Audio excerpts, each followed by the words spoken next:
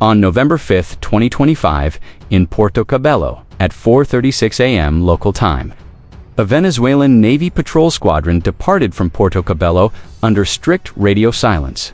The formation consisted of 4 boats, each armed with 12.7mm heavy machine guns and Sovietera 73mm launchers.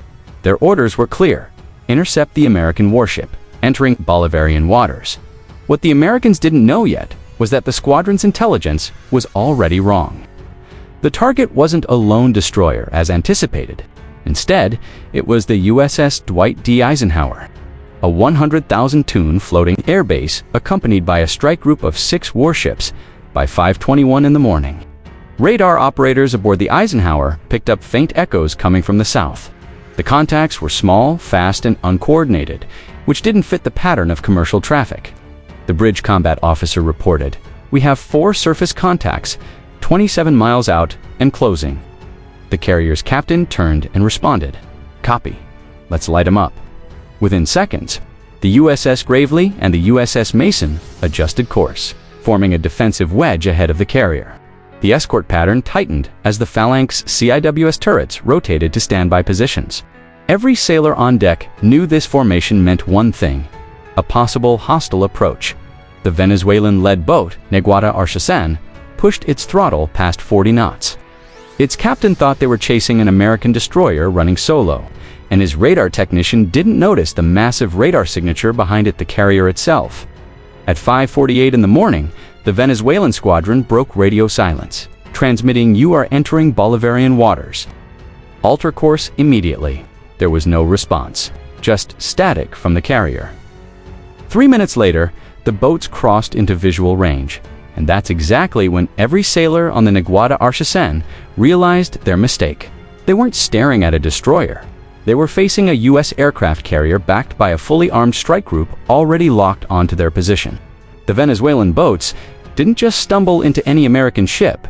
They had sailed straight toward one of the most lethal formations afloat, a U.S. Navy carrier strike group. At the center was the Dwight D. Eisenhower, callsign Ike, a nuclear-powered vessel with 4.5 acres of armored deck carrying nearly 70 aircraft. To her crew, she's a floating city. To anyone foolish enough to challenge her, she's a storm from hell wrapped in steel. Flanking her were 2 Arleigh Burke-class destroyers, the Gravely and the Mason, each bristling with over 90 vertical launch cells housing everything from Tomahawk cruise missiles to Sea Sparrow interceptors. On the outer ring, a Ticonderoga-class cruiser, the Philippine Sea, ran overwatch, tracking everything within 250 miles. Above them, 2 MH-60R Seahawk helicopters swept the surface, their dipping sonars pinging and their infrared cameras scanning for fast movers. The carrier's Combat Information Center linked all of it together: radar, sonar, and satellite feeds into one comprehensive picture, the size of an ocean. When those Venezuelan boats appeared, every ship in the group saw them at once. The system tagged them as Skunk Alpha 1 through 4, unknown surface contacts. Course north, speed 42 knots. The order went out: maintain course. Do not engage unless fired upon. It's a simple rule, one built on experience. The U.S. Navy doesn't blink first. They let you come close enough to realize just how big of a mistake you've made. Right now, for Venezuelan captains, we're about to learn that lesson the hard way. At 5:52, the radar operator aboard the Gravely leaned forward in his seat and reported, "Contact accelerating, bearing steady." They're not changing course. That single line turned the entire Combat Information Center into a live wire. On the main screen, 4 small blips crawled across the surface radar display, each now just 22 miles out. They weren't moving like smugglers who do everything they can to avoid detection. These boats were charging straight in, hard. The captain of the Gravely made the call to broadcast on the Maritime Emergency Channel. The radio operator keyed the mic. "Unidentified Venezuelan vessels. This is the United States Navy warship. You are operating in international waters. Alter course immediately." There was nothing but silence. The Venezuelan formation split, with 2 boats staying low and hugging the waves, while 2 veered wide, forming a pincer pattern. That's not random navigation, that's training. Meanwhile, up on the Eisenhower's flight deck, crew chiefs scrambled to ready another MH-60R Romeo helicopter. Its job was to get eyes on target. Within 2 minutes, the Seahawk's rotors were slicing through the humid Caribbean air. The pilot climbed to 500 feet with sensors on and reported visual contact for fast patrol craft. Approximately 45 feet, painted navy gray, flying Venezuelan flags, guns mounted forward. The carrier's command center cross-linked the video feed to every ship in the formation. The image was crystal clear, showing wakes slicing white trails toward the U.S. group at 6:01. The Venezuelan-led boat logged onto radar return, Echo 2. Their intel sheet said that Echo 2 was a U.S. destroyer operating without carrier escort, a perfect target for a warning run. The idea was simple: buzz close, fire a few warning bursts, film the standoff, and feed the footage straight to state media. Caracas wanted proof that their Navy could push back the Americans. But their data was 2 days old. Echo 2 wasn't alone anymore. Overnight, the carrier strike group had shifted position. The radar Echo they were chasing wasn't a destroyer. It was the USS Dwight D. Eisenhower, the flagship herself. From the Naguada Archisen S bridge, the American silhouette rising over the horizon looked wrong. Too large, too flat, too tall. The radar cross-section filled the entire scope. Their captain hesitated, thinking it was two ships side by side. Then the reflections of aircraft, elevators, and tower lights confirmed it. They were staring at an aircraft carrier by now. The U.S. strike group had gone to full alert. The Gravely and Mason shifted positions to block the small craft.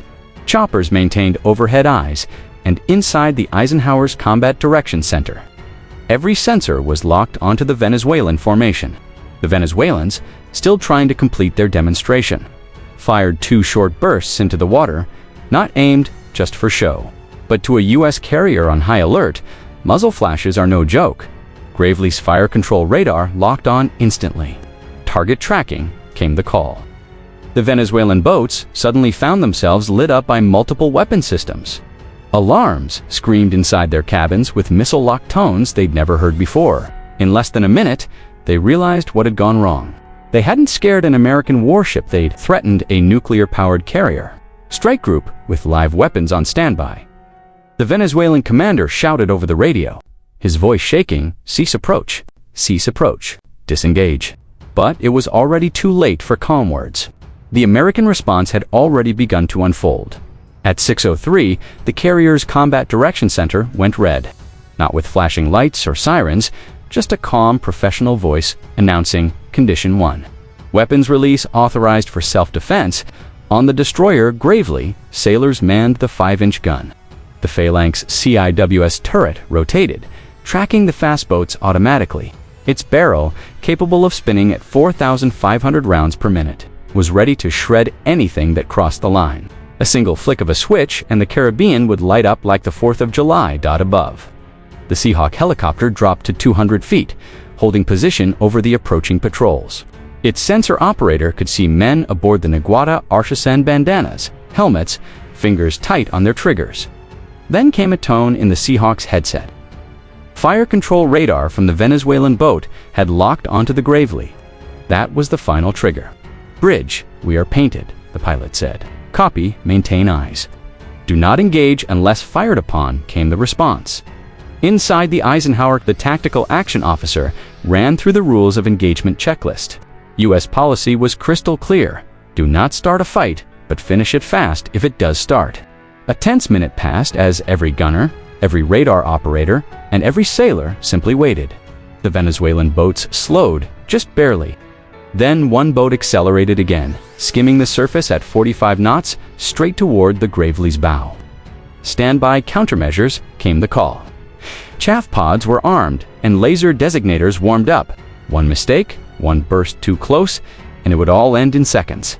The Gravely's captain kept his hands steady. He knew the math for small boats against 2 destroyers and a carrier. That's not a fight.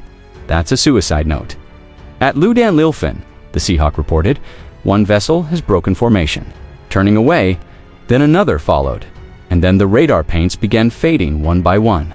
The standoff was breaking slowly, but not peacefully. The American guns stayed hot, and the radios stayed cold because everyone on deck knew that just because they were turning now didn't mean it was over. At 6:07, one of the Venezuelan boats, hull number 23, swung wide and looped back toward the carrier's southern flank. Whether it was confusion, pride, or poor communications, nobody knew. But to the Americans watching on radar, it looked like an attack run. Contact closing fast, bearing 210, came the report. Every ship in the strike group snapped into defensive geometry. The Mason adjusted course, moving between the carrier and the approaching contact. The VLS launcher rotated with missile hatches opening. One wrong move, and this would turn into a very short war. From the air, the Seahawk pilot called it out. Lead Venezuelan boat is turning inside Mason's wake. Distance, 1.5 nautical miles. That's just seconds away in naval time. Inside the Mason's Combat Information Center, the tactical watch officer's voice was calm but firm. If that boat crosses 1,000 yards, engage with a warning burst. Copy. 1,000-yard line, came the acknowledgement as the Venezuelan craft raced closer. The Mason fired 2 green flares, the standard U.S. Navy sign for turn away now. There was no response. Then the Venezuelan boat's gunner made a mistake that almost triggered everything. He racked the charging handle on his deck gun. Just one sound, metal against metal, picked up by the Seahawk's camera microphone. Muzzle movement confirmed. The pilot called out, "Target within 900 yards. Gravely's captain raised his hand. Hold fire. Just a second longer. At 6:08, the Venezuelan boat suddenly veered hard to port. Engines whining as it peeled away, throwing up white spray. The other boats followed, their formation broken. Then word came over comes. Contacts retreating. All units stand down weapons. Maintain tracking. It had been within a minute of a gunfight. Neither side wanted, but both were seconds away from starting. By 7 o'clock, the sea was empty again. No Venezuelan boats were in sight, and there were no engine echoes on sonar. The strike group held course at 20 knots, heading north.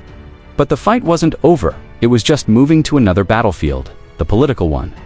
2 hours later, Venezuelan state media released a short, grainy video showing their patrol boats racing across open water, overlaid with narration, claiming they had repelled an American incursion.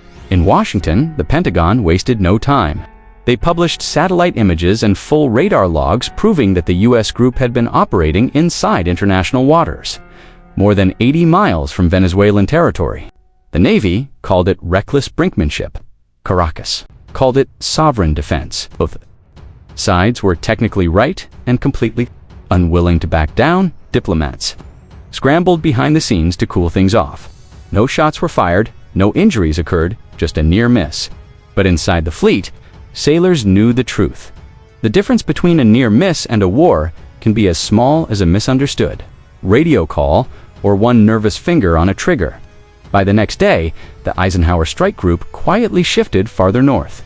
The Venezuelan boats returned to port under radio silence. Both nations moved on publicly, but everyone at sea knew this wouldn't be the last close call in these waters. People think warships can see everything, but in reality, the ocean still hides mistakes better than any battlefield on Earth. At night, or in low light, a destroyer and a carrier can appear nearly identical on a small radar screen. Both have massive steel hulls, similar radar returns, and complex electromagnetic noise bouncing off waves.